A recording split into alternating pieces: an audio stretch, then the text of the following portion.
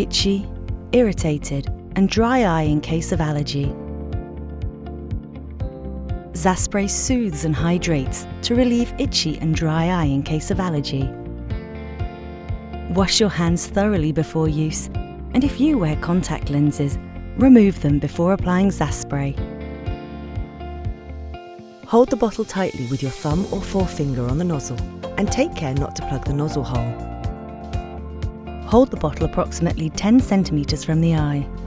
Apply on closed eye, once or twice every application, exerting a firm pressure on the nozzle, allowing the proper spray of the solution. Repeat on the other eye if necessary.